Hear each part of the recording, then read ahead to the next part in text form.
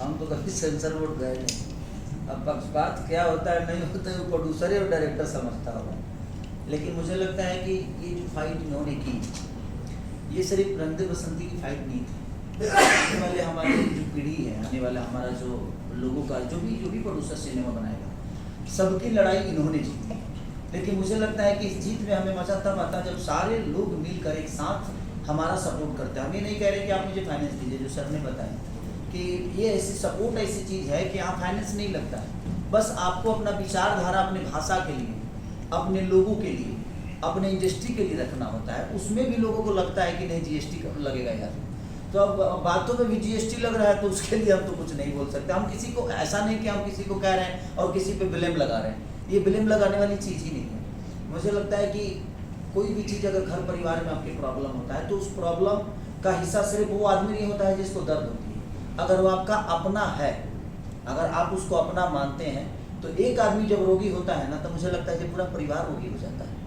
लेकिन हमारे भोजपुरी इंडस्ट्री में ऐसी बातें नहीं है। यहाँ तो एक आदमी रोगी हो जाता है तो बोलता है कि कभी निकल जी है, जब निकलस की हम जगह ले ली।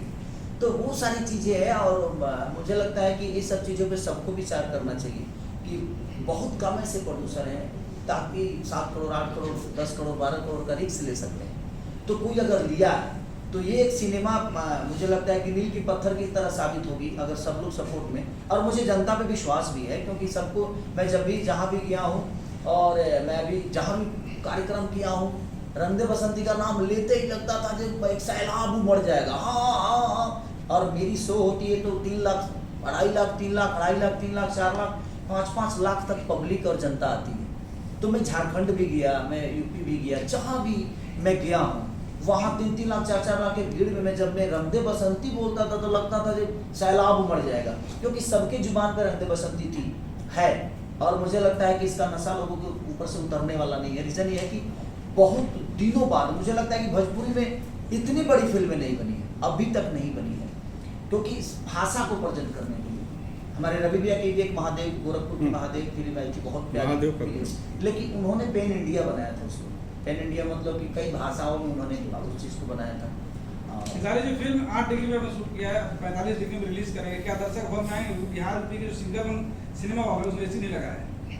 45 डिग्री आपको कैसे पता है? मौसम विभाग जून में रिलीज करें, मौसम विभाग का जो जानकारी है बता रहे हैं। 2 महीना पहले तरह मौसम की जानकारी को खा लगा।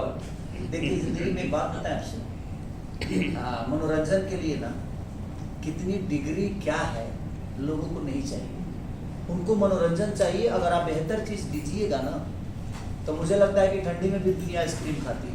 हम लोग को तो एक्सपीरियंस है 10 जून में रिलीज। हाँ 10 जून में रिलीज, मेरा जीवन का पहला सिनेमा रिलीज हुआ था साजन तेरे ससुराल भी 45 डिग्री, और हम तो शूट भी 45 वहाँ भी 45 डिग्री में शूट भी किया है भाई, खाली -7 में नहीं आए थे। और मैं क्या बोला कि जिसको खाना है ना भाई वो ठंडी में भी आइसक्रीम खाता है, तो उसके लिए कोई मनोरंजन के लिए कोई मौसम नहीं होते, मनोरंजन के लिए कोई महीना नहीं होता है, मनोरंजन के लिए कोई सीमा नहीं होता है। तो मनोरंजन ऐसी चीज़ है ना कि मनोरंजन सबको चाहिए। अगर आप बेहतर मनोरंजन दे सकते हैं तो आप दुनिया को दीजिए, वो दुख में भी आपकी चीज़ों को देखेगा और सुनेगा और उससे प्रेरणा प्राप्त करेगा। खेसारी जी, आपने सोशल मीडिया पर इस फिल्म के रिलीज़ को लेकर काफ़ी कैंपेन चलाए थे, लोगों से अपील की थी, सेंसर बोर्ड से भी अपील की थी, पीएम मोदी से भी अपील की थी कि इस सिनेमा को रिलीज़ करने में आपकी हेल्प किया जाए।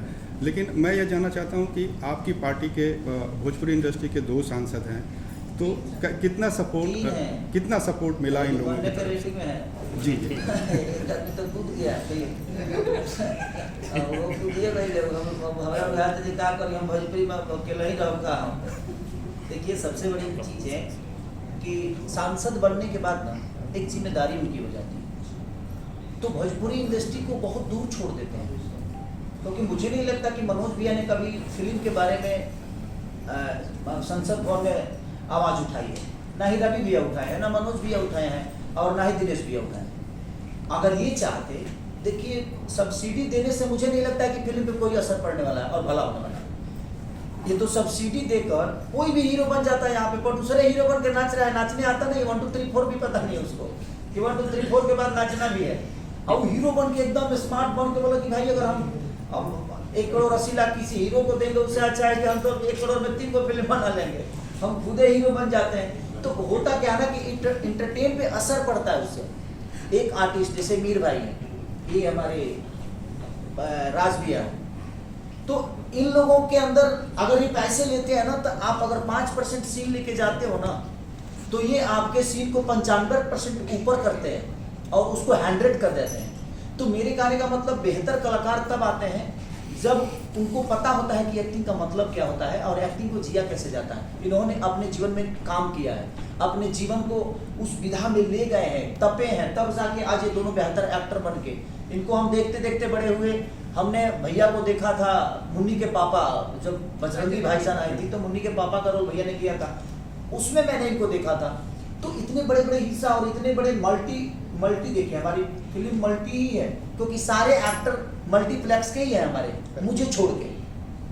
मैं ओरिजिनल सिनेमा का हीरो हूँ, बट मुझे लगता है कि बाकी जो मेरे सपोर्ट में है सबके सब मल्टी टैलेंटेड लोग हैं और उन्होंने अपने आप पे काम किया है। अब जहाँ तक रही संसद हमारे भाइयों की बात है, तो मैं उनसे रिक्वेस्ट करूंगा कि आप सब्सिडी रोक दीजिए यूपी का, आप थिएटर बढ़वा दीजिए, सरकार से अपील करके आप कम से कम 500 थिएटर लगवा दीजिए। जो बंद थिएटर है उनको खुलवा दीजिए। मैं बिहार सरकार से भी अपील करूंगा कि जो बंद थिएटर है उनको सिर्फ आप खुलवा दीजिए, हमें कोई रेम्युनेशन मत दीजिए, हमें आपका सब्सिडी चाहिए ही नहीं। उसी सब्सिडी के पैसे से आप थिएटर खुलवाइए, जो कलाकार बेहतर होगा वो परफॉर्म करेगा और लोगों को प्यार देगा। एक सिनेमा हॉल खुलेगा तो कम से कम वहाँ 40 से 50 दुकान खुलेगी, तो कम से कम 40-50 परिवार जो है वो तो कम से कम बड़ा होगा ना। तो हम बेहतर सिनेमा बनाएंगे, हमारे पास 1000 थिएटर होगा तो 1000 थिएटर के लिए हम सिनेमा बनाएंगे ना, हम टीवी रिमोट पे नहीं आएंगे। अब वही प्रॉब्लम है कि सब्सिडी 50 फिल्मों में से 2 सिनेमा को मिलती है, उसमें से कम 48 सिनेमा का तो सब्सिडी मिलता ही नहीं है। तो मुझे कहने का मतलब कि उससे बेहतर है कि सब्सिडी के लालच में कलाकार मारे जा रहे हैं, और बेहतर कलाकार कोई खड़ा हो जाता है, कोई एल्बम भी नहीं किया है, वो कुछ नहीं किया है, जीवन में कुछ किया भी नहीं, उसके बाद हीरो बन के बैठा हुआ है, वो हीरोइन बन के बैठे हुए हैं। तो मेरे कहने का मतलब कि मैं सरकार से भी और अपने तीनों सांसद भाई से यही अपील करूंगा कि प्लीज आप लोग सब्सिडी का चिंता मत करिए, आप हमें थिएटर दे दीजिए, हमें जगह दे दीजिए, हम बेहतर सामान बचाएंगे तो हमारे सामान को खरीदने दुनिया आएगी। तो हमें एक जगह दे दीजिए अपनी सामान को बेचने के लिए। मैं इस बात को बोलूँगा सांसदों वाले हमारे भोजपुरी के सांसद हम लोग कैपेबल थे चीज़ों को हैंडल करके निकाल के, बट हमने फिर भी सोचा क्यों ना ट्राई किया। हमने ट्राई की but there is no response. किसी को कॉल किया नो पिकअप, किसी को कॉल किया तो कुछ बहाने बना दिए गए। कुछ चीज़ें ऐसी होती है तो हमने उन पर ब्लेम नहीं किया, क्योंकि जैसे निसारी भाई ने बोला कि उनके पास बहुत सारी जिम्मेदारियाँ हैं, उनके स्टेट की, उनके राज्य की, तो उनको वो हैंडल करना होता है। भोजपुरी चीज़ें छोटी होती चली जाती हैं जब उनको ऊपर निकल जाते हैं। नहीं, भोजपुरी देखिए, आज भोजपुरी के वजह से ही उनको पहचान मिली। आज जो सांसद भी बने हैं तो भोजपुरी का बहुत बड़ा योगदान है, इस भाषा का बहुत बड़ा योगदान है, क्योंकि उन्होंने भाषा से कमाया, भाषा ने उनको बनाया। तो मुझे लगता है कि जब आप उस जगह पे पहुंच गए तो आपका एक नेतृत्व बनता है और आपकी एक जिम्मेदारी भी बनती है कि जिस भाषा ने हमें बड़ा किया